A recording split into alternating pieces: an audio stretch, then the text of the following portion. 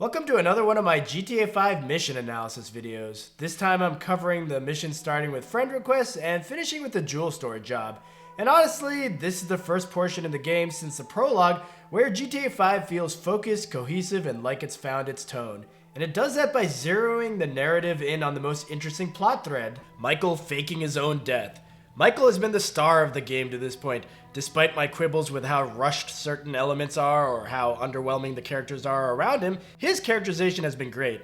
And now it's time for GTA 5 to start bringing together the current version of Michael with what he's done in the past. You're awful cagey. Even for a dead man, Michael. This is perfect timing by the game to help players recall the events of the prologue.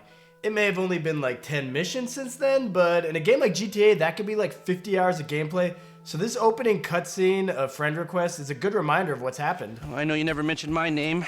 I know I'm not on any lists anywhere. I know you never betrayed me. As for you, you gotta figure that I never told anyone. That instead of gently decomposing in North Yankton, you're angrily decomposing in Los Santos with a shrink. It's good that we're actually diving into the most interesting part of the story in GTA 5 here, the impact of Michael's decisions, and these missions manage to keep that in focus. The mission casing the Jewel Store has some good story bits that start to fill in some gaps. Your FIB buddies, they know you're back in business? FIB buddies? What are you talking about? I checked out the WPP thing.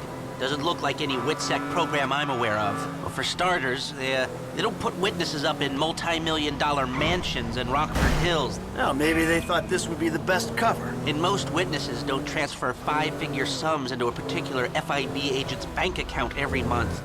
So this is by no means earth-shattering. It's pretty standard writing of Michael faking his death in the prologue, that we'd eventually learn more about it.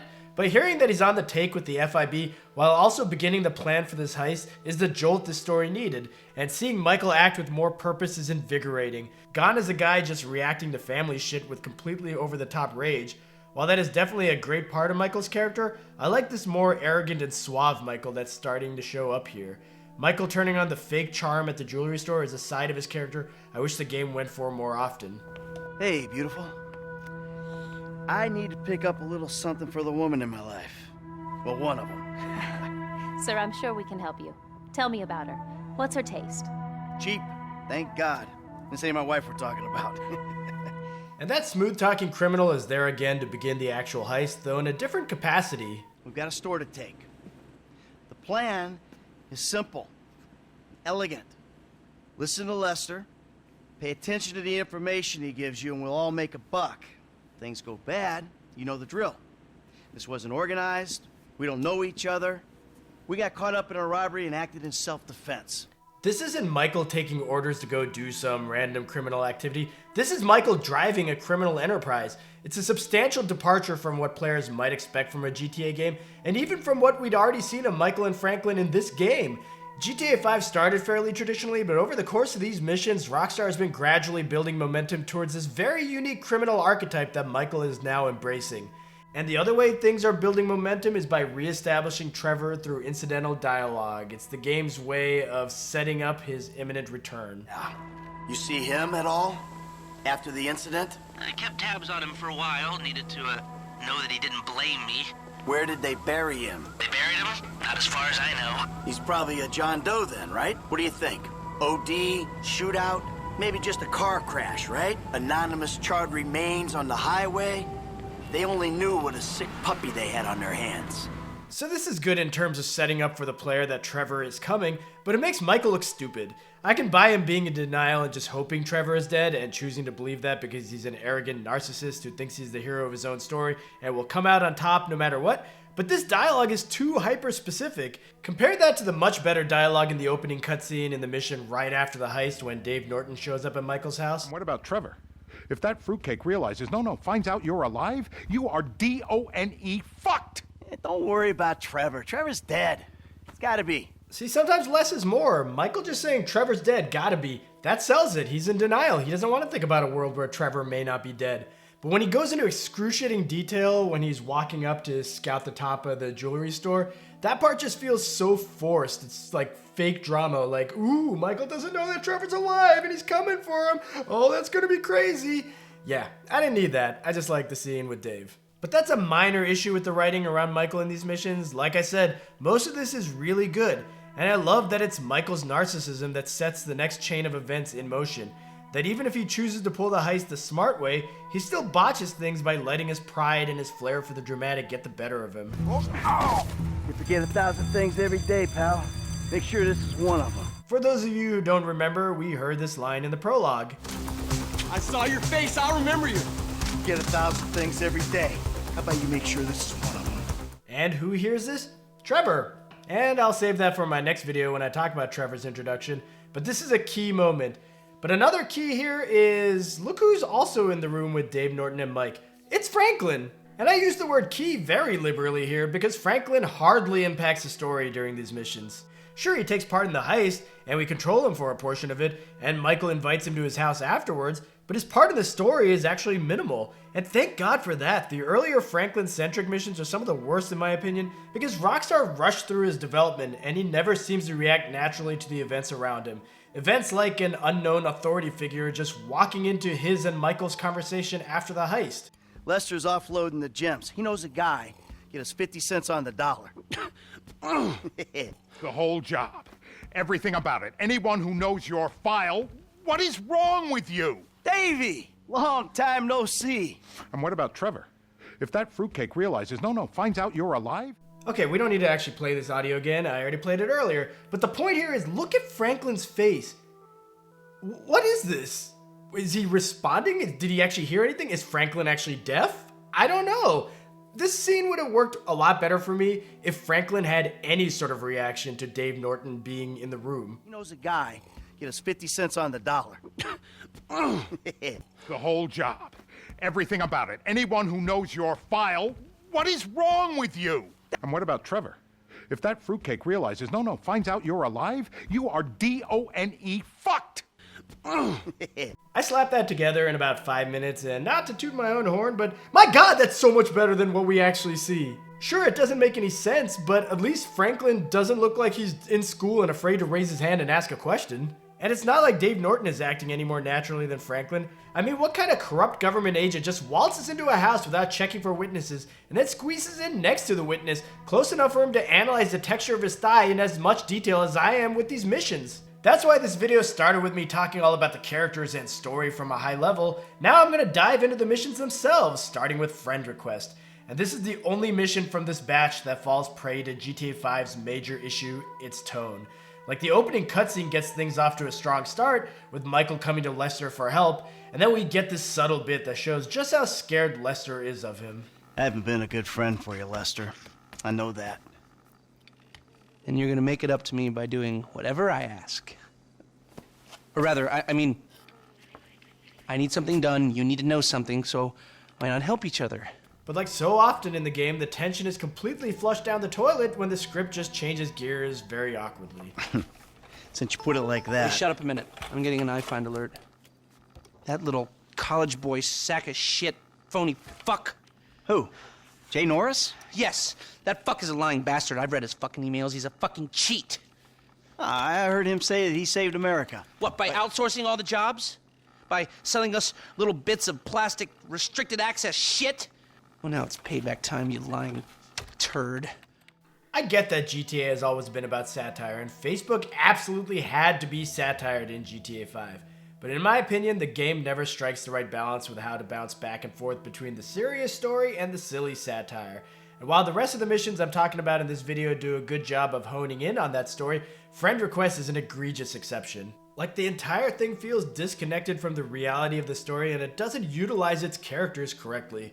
I already showed an example of Michael schmoozing his way through an encounter to build trust and rapport, but him talking his way into the Lifeinvader building is so dumb and unbelievable.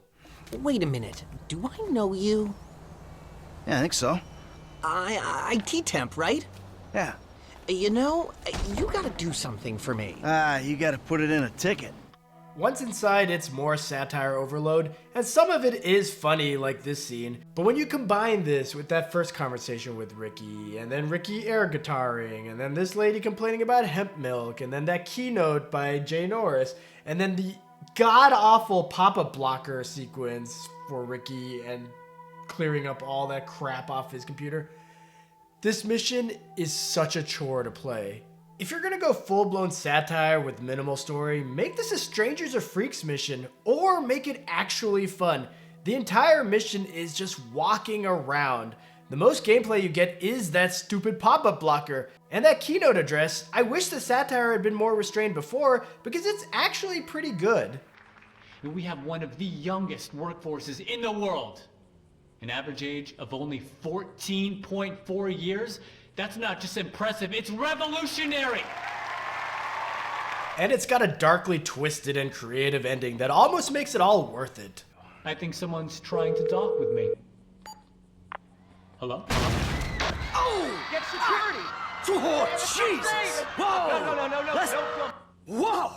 With how drawn out this whole thing is and how they clearly think they're being more clever than they actually are, I just want this to end.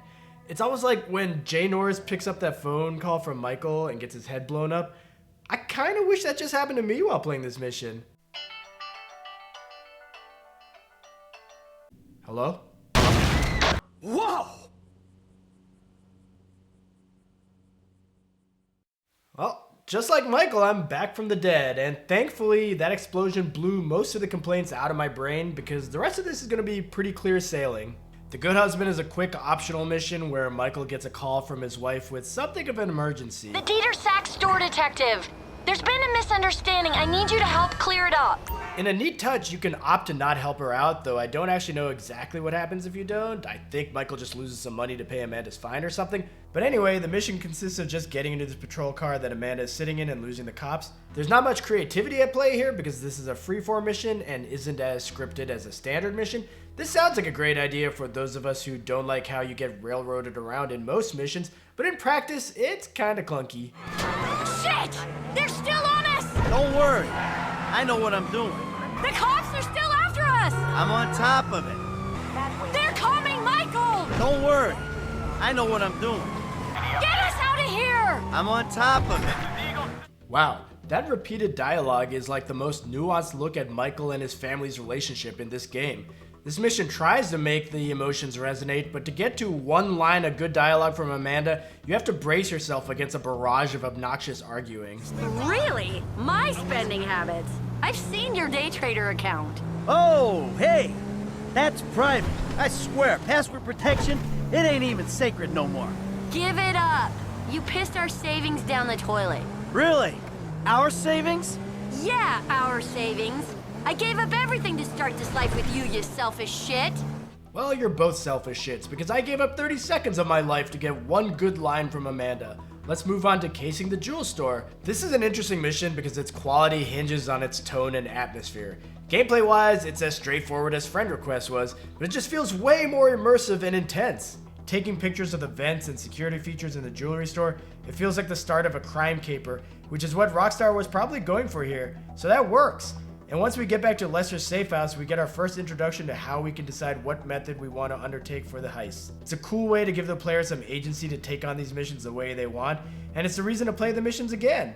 And there's two ways I see of doing this. We go in smart, or we go in loud and dumb. Remember the vents? If we're gonna be smart, we pump a little knockout gas through the air system, then hit the cabinets while everyone's out. They don't really justify why Michael would pick the loud and dumb approach, but that I'm able to sort of ignore because that's a very player-friendly gameplay decision. It just gives the player more agency in how to approach these missions. And another way they give them agency is with the setup missions. These are bite-sized and freeform and almost open-worldish activities, and they're breaths of fresh air from the heavy scripting that the main missions rely on. Like the mission for the dumb approach requires you to grab some high-power rifles from the LSPD, and Michael will be notified via text by Lester that there's an LSPD SUV making the rounds. And I just think it's really fun trying to find a moving target in the open world rather than directly follow an objective marker. Like I raced after this SUV across Los Santos, thought he was on the freeway, hopped on myself, only to realize the SUV had just taken the off-ramp and I failed the mission. Give me that over the goofy insta-fails in the other missions. And then some of these setup missions actually feel a little bit more developed. Like stealing the Bugstar van from the docks yields some unique dialogue. Can I help you with something? Yeah, I got a Class A bug problem. Long overdue. Our booking office is in the city. I'm afraid I can't help you here. This is such a minor dialogue sequence, but it feels so much more tonally in sync with that interaction Michael had with the dialogue clerk, where what the hell is a Jewel Store clerk, where he was being super suave and smooth, unlike how I am being with this video. I'm kind of being as unsmooth as that encounter with Ricky at Lifeinvader, which was what I was going to try to say in this video, but I botched it, and I'm considering keeping this all in here. I don't know. This is kind of freeform. It's like open world. I can make my own decisions. It's very non-linear. Kind of like where this happened, where this train was barreling down at me, and I had to back up to get out of the way. Whew, save that. But yeah, the unintentional point I ended up making is that the magic of GTA for me is spontaneity, something most of the missions lack but that the open world has in abundance. So it's fun to end up with these crazy set pieces in these setup missions. The final setup mission is also for the sneaky version of the heist. You gotta get the gas from this truck heading down the highway. Again, it's fun in a spontaneous way, chasing this down and trying to shoot his doors open. I just hope GTA 6 can experiment with this concept of freeform missions a bit more. One thing I hope that GTA 6 does not have are missions that start automatically. Like, I do not know why the heist starts as soon as you're done with the last setup mission. Like, GTA games are all about freedom, and it really feels odd to force you into a mission for really no reason. I mean, every other game before this, you walk into a mission marker to start them, but not the actual Jewel Store heist. But regardless of how we got here, the heist itself is a fantastic mission. While the two approaches don't change things drastically, I do like that your choices and crew members impacts things in a substantial way, both in the gameplay, but also in the in-vehicle dialogue. Yeah, do I need to give 12% to a gunman, 14% to a driver, 15% to a hacker? And that's on top of all the other outlays. I feel like a chump buying myself a score. The only dialogue leading into the heist that I don't find all that good is, of course, from our boy Franklin. In the loud version, Franklin introduces himself with this. Yeah, man, I'm Franklin, dawg. And, I'm new to these kind of planned out detail robberies. I done my share of small jobs, you know, liquor stores, warehouses, boosting cars. And then I met this dude right here, Michael, man. And he turned me on to this thing. That dialogue makes it sound like there was like this natural evolution to Michael turning Franklin onto this thing, which there certainly wasn't, because their relationship was essentially they did 2 missions together, and that was it. That's essentially all there was. So this dialogue falls completely flat for me. And that's really probably my biggest problem with the heist, and it's not actually a problem with the heist itself. I just wish the game did a better job of showing Michael training Franklin for the heist. But let's get back to how this heist changes depending on your choices. Picking a crappy gunman in the loud approach means the store manager tries to break free, which costs precious seconds from robbing the place. Picking a good getaway driver means Franklin will be getting explicit directions as they are racing away from the cops. We got a sharp left coming up on Dorset Drive. Can you wait and drop down off the bridge on the Del Perro Freeway? Oh! Shit! Now we duck to the right into these tunnels. And the good driver will have also sourced dirt bikes because of the conditions in the tunnels. And he also knows his way around here, so it's easy to follow him and get out of the tunnels. Conversely, paying less for a driver results in Franklin kind of driving blind. Kareem, you the driver? Shit, where we going? Hey, ain't the driver meant to be telling us where to go? This leads to one of the crew members crashing and dropping some of the money, which could be lost permanently, and Franklin being lost in the tunnels on bikes that control like ass in the mud. Meanwhile, picking the competent hacker girl versus picking Ricky, you know, the douchebag from the Lifeinvader mission who cold called Michael for some reason after that mission, well, there's a stark difference there. Able to get you around a minute and a half before the alarm will reset itself. 90 seconds? All right, that's why we pay you what we do. This alarm is gonna go at some point. You gotta be kidding me. Why did I employ a hacker who can't run antivirus software? Good question, Michael, because it makes sense that you can recruit Packy McCreary if you do the random encounter with him, which I didn't for this footage. But, like, what would Michael have seen in this guy to think, hey, he'd be a good member to have on a heist? But back to the positives, everything feels good in this heist. Robbing the store is urgent in a way that's non-traditional for GTA missions. The chase through the streets and tunnels is propulsive because of that aforementioned urgency, and when Franklin emerges from the tunnels, things only get more cinematic when Michael looks like he's trying to replicate the amazing truck chase from Terminator 2. But while this sequence is cinematic, gameplay-wise, I don't like it as much as the rest of the heist. This truck is super powered because any cop car that touches it becomes immobilized, which is something that absolutely never happens in the open world, and I hate when they just change the rules like this for missions. Meanwhile, it's way too easy to somehow catch up to the bikes and kill Franklin accidentally. And finally, the chase just sort of ends. In the open world, you actually have to lose the cops. Here, though, it's scripted that once Michael and Franklin get far enough away, it just stops, and that kind of sticks out.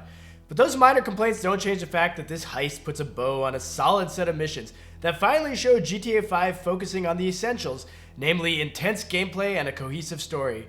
Here, let me play Michael and Franklin celebrating this. We did not just get away with that shit, did we? You know what? I think we did. Oh, man. All right. Woo! Oh my god, that was very awkward. Hopefully I can end this video a little bit less awkwardly than that. Thanks for watching. Please like and subscribe if you enjoyed this. There will be more GTA videos coming up. I can't believe this was my 4th video on GTA 5. That's a lot. All right. Woo! Yeah!